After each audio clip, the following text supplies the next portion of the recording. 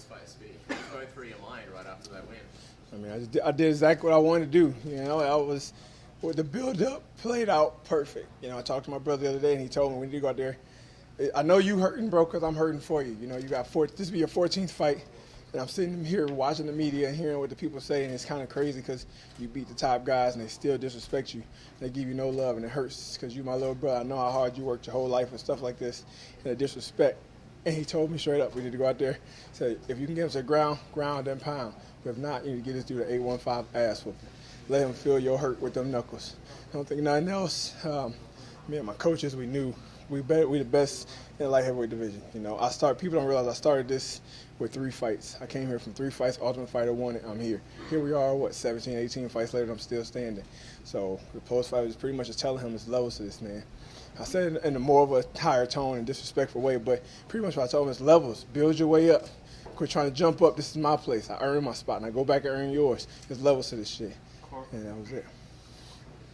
You kind of brushed off a lot of the criticism pre-fight, but clearly a lot of emotions.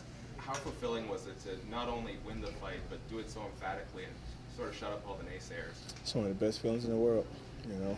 Like I said before, I've been from the way I live my life, the way my life has been a lot of times I've earned different things, and it just never was given to me, you know. Like I said, we're in a world now where you don't get what you earn anymore. You get what you take. And I went out there and took it from him. We saw obviously Reyes put on a big finish over Chris Weidman. How would you compare your statement to his and make a case sort of for why you should be the next guy to be fighting John Jones? My case is he knocked out Chris Weidman. I just knocked out the hype train. You know, Chris Weidman had how many losses in his last fight. You know, Chris is my guy. I love him to death. You know, we trained together, helped him with the Luke Rockhold. Nothing against him at all. He's a great mixed martial artist, and I respect the hell out of him. But it ain't like he went out there and knocked out a guy that was the hype train that they was pushing to the title. You know, Dominic Reyes, he had a slow build like me. We were probably in the same place. You know, Chris Weidman was the champ, but the key word there was. You know what I mean? And right now, Johnny Walker was the person they wanted to be the champ, that it factor. And I destroyed the it factor. So put him back at the back of the bus and move me to the front. You said you saw post-fight that he had been knocked out before, and you knew that. Did you go into that knowing that that might be there, and then was that what you were going for? 100%. You know, I'm a mixed martial artist. I study. A lot of people don't. They'll see his last fight and they, oh my God, he did this. And I fell into that trap before against Jimmy Manuwa, and I knew I couldn't do that. You got to go back, do your research, find out people's weaknesses, and I studied deeply. You know, when he came into the UFC from Contender, I started following him, looking up his stuff, realized I knew right then, oh, my dude got knocked out with a right hand early. And again, overhand right when he got knocked out twice in the fight. He got up and got knocked out again. And actually a buddy of mine, Carl, and his wife Natalie, when I went to their house to set up a tree stand, she was like, just remember, he's been knocked out with the right hand. Your right hand will put him to sleep. This was like a month ago. And I told her, we already planned on it. We're going to set it up the right way. If we get the takedown, we're going to ground and pound. If not, we know the right hand will be there. So I went in there with my mixed martial arts skills and an open mind and focused on the chin. Was there anything that Johnny Walker did or said, you know, leading up to a fight that irritated you or made you feel disrespected? Everything. His presence, him being here. And I'm dead serious. Y'all laughing. It's not, you don't see a smile on my face. You know, I've been here, like I said, I earned my stripes. And the fact he come in doing the worm, and the fact in the face-off in the media, he still did the little fake trip coming up the stairs and could risk hurting himself and fuck up my money. I had to prove that was a problem. Don't do that. We serious. This is business. It's levels. Be a professional. You know, I got to apologize. Like I said, I wasn't too professional with my post screaming and all that, but you got to think with all the tension I had, like my brother said, I'm hurting. You know, I sit at home with my wife and my kid, and we see the stuff come on the media, and you hear all the stuff about the title challenge, title this, title that, and you read it, and my name is nowhere to be found. And I'm the only one in the top 10 in the division that knocked or beat top 5 guys multiple times. I fought 14 fights. Every fight but one has been a ranked opponent. And I'm the only person that wasn't in the fucking talk. It hurts. So I went out there, I had to hurt him. Have you seen what John Jones has tweeted recently?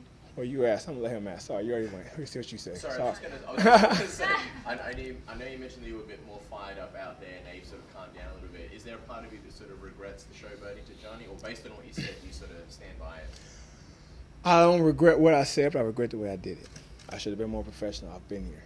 You know, I told myself a bunch of times, no matter what happened, we're going to act like we've been there. And I apologize not just to Johnny, but to my family, to my fans, and to all my coaches that taught me better than that growing up. You don't do that. You be respectful, you shake a man's hand, and you act like you've been there. Be a good sport. And kind of on that same note, you're talking about his antics. Do you feel like he overlooked you in this fight at all? 100%. They all do. Glover did it. Glover told me after the fight, he said, I got to give it to you, man. I took the fight because I thought there was no way you could beat me. And that's the problem. They keep looking past me. Like I said, let them. People are like, oh, mention Corey's name, this is this. And I inbox them like, shh, don't say my name. Let them sleep on me because the thief strikes most when you don't expect it. Now, what was you saying? So he said so much for the early Christmas present. What do you think about that? And what do you think? I know what he wanted. He thought he was going to hope he can get a fight in December. I'm pretty sure that's what he means, December 14th. But you had your chance to fight me when I wanted to, so now you're going to wait. And, you know, I made my statement. My name is going to be hot. It's like you strike when the iron's hot. I'm hot right now. You can't say I'm not. So it's my terms, you know. I know you're the champ, but I got things I want to do, things I got to handle, and I'll be ready. I'm still going to be training. Don't worry. But when the time comes and we negotiate this contract, whatever it is, we'll set a date, and we're going to dance. Because Dana White told TMZ that they're looking at this Reyes fight. Will you guys be going to Dana White after this and trying to get the conversation started right away, trying to get it in there before they sort of book this Reyes thing? Because it looks like they're targeting it already. Well, I'll leave that to my managers. You know, if they want to give it to Reyes and they want to go in December, that's fine. Well, I'll fight the winner when I'm ready. Corey, last month in an interview with The Athletic, you said that this was an opportunity to say fuck you to the UFC. I'm assuming you feel pretty vindicated. You know, you derailed the hype train, as you said. What happens if they continue to overlook you and they give it to Reyes and then they look for another contender instead of yourself? Release me. If you don't want to give me what I've earned, let me go. I'm hot. I prove my worth. I'll go somewhere where somebody's going to respect me. You know, that's the thing. A lot of people feel like you need the UFC. I don't want to speak out when it shit happened with John Jones at 232. There's a reason why I spoke out. I don't need the UFC. I love being here. Don't get me wrong. I love this. I love my job. I love the opportunity to inspire and go around the world and do that. But I've never been a person to depend on somebody for what I need. You know, if I got to go back to working 9 to 5, I'll do it. I'm going to make sure my family eat. But if I'm out here proving myself, I'm doing what you want. I just did exactly what you want. Knockouts and excitement. Tell me they're not excited. I did that. So they still not giving me my worth. Let me go. I'll go somewhere else. You talked about your family. This is your first fight with your son being born. What does that mean to go back home to him with a victory? That's the best feeling in the world. I know he's watching. We got him in the hotel with the baby. He don't understand what he's watching, but the babysitter got the fight on. I know it. And one day he'll look back and we can break it down to him. So you was there, son. You was in New York. You spent that couple of days in the fight week with me. You was my inspiration, you know. Today I was in there stretching and foam rolling with him on the floor, just watching him crawl around. I even took a little break from my time trying to put him to sleep and just keep him from fussing. You know, that's my man. That's my homie. I did it all for him. What does it mean that you and your good friend and teammate Caitlin Chookagian could potentially be fighting for titles next? What does that mean to you? I mean, that's what the plan was. When we talked, you know, she said no to Valentina the first time because she was getting married. You know, I feel like they did the same thing to her they did to me. I said no to fight Gus when my son was being born. They kind of pushed her to the back, and I told her, I said, be careful what you say. Be careful when you answer that question because they will put you to the back of the bus. I'm dealing with it right now. Don't go through that. But it was her wedding, you know. You can't just argue with that. And I told her, she said, you know what, let's go get these straps. I said, exactly. Let's go prove ourselves. We go out there, 2 dominating wins, and we both going to fight for the title. Let's get it. Bring it back to Jersey. Do you feel like this is a good lesson for your kid as well, that, you know, when you want something, you go out and take it, you don't wait for it, you just, you know, this is kind of setting him up for success down the road as well? 100%. That's 150%. The same thing my father taught me growing up, and it take you getting older to realize. You know, he used to tell me, no, not like I said all the time when I speak like this, not being racial or anything, but I grew up in an all-white neighborhood. So the many times me and my brother, we got pulled over and stuff for no reason. So he always said, when you're going to do something, son, you got to make sure you do it 110% more than them. So if they going 100%, you got to go 210 because you're not going to get what you deserve. There's many times we beat the starter, this and this, but you're not going to get that because you're not in the community like them. Their parents are known. You got to go out there and take it. You know, and at times I figured you should go hard, blah, blah, blah. I did it, and at times I earned my spot, but a lot of times I was overlooked. But now as a grown man with a son, and my brother and my father talked to me, I understand what they said. You got to take it. Especially my brother said, I can feel you hurt. It's time to go take it. You got to go get that respect. You know, I'm sitting there in the tunnel, and guys from New York, I train in New York weekly, and you hear these New Yorkers saying, oh, fuck you, Corey, you about to get knocked out by Johnny Walker. This is a Brazilian. I'm one of your own, and you disrespect me? I just started dancing to it. I had to go out there and take it. And the shushing and the finger I threw up, I apologize for that too, but that was to them. All that you said, remember me. Like I said, I don't want no new friends. Don't go following me now. Don't try to jump on my wagon. You had your chance. Stay where you at.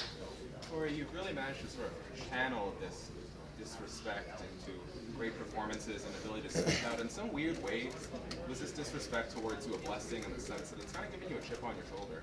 100%. It's what I needed. It's what I needed. You know, the fact that they was overlooking and kept saying there's no way Corey could. The same thing they said when I won the Ultimate Fighter. There's no way. Everybody in the house was like, no way. You can hear him through the walls. No way Corey can win this. He only got 3 fights. He only been fighting for 6 months. Guess what I did? I went out there and won it. 60-second knockouts in the finals. I need that. It put the dog in me. Like I said, the UFC want a dog. They want excitement. They want something to talk about. Did I give it to them? Are you not entertained?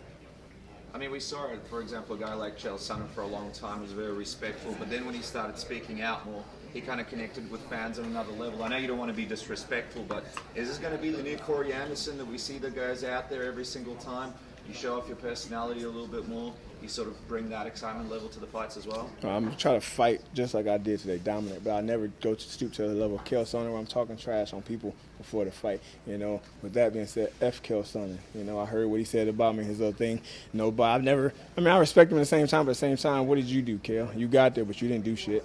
You know what I mean? He going to say something to me. Who gets up and stop what they're doing and go watch the TV, see Corey Anderson fight? Well, Chael, I bet you they watching now. I bet you saw it. Do you think that the build-up to your fight with John Jones will be a tense one? I mean, both of you guys sort of don't really like each other. Do you believe that fight week would be an interesting one for the fans to see? You would hope. I think it could be, you know, because generally a beef between me and him, you know, like I spoke out on him. Nobody else did that. And I know he's got some animosity to me. Like I said, I showed up at his event, his autograph sign, threw him off, got him all cussing and throwing fingers in front of fans and cursing in front of kids and stuff. You know, it made him look bad in the public. I know he don't like me for that, and that's okay. I didn't go there to get anything started. I went there just to let you know this is my time and my presence is known. Just like this is my division. I'm here, John. Has he DM'd you at all? I know that he DMs a lot of people personally on Twitter and through social media. Does he try to reach out to you behind the scenes and say anything? Nope. He'll say something to my fans. Like, he'll go on my post, and he called me cornball once. When I said something back, he didn't say something. And one of my fans said something to him. He attacked them. He attacks my fans. I always say it like, yo, direct that energy to me. Don't speak to my fans because they can't get their hands on you. I can.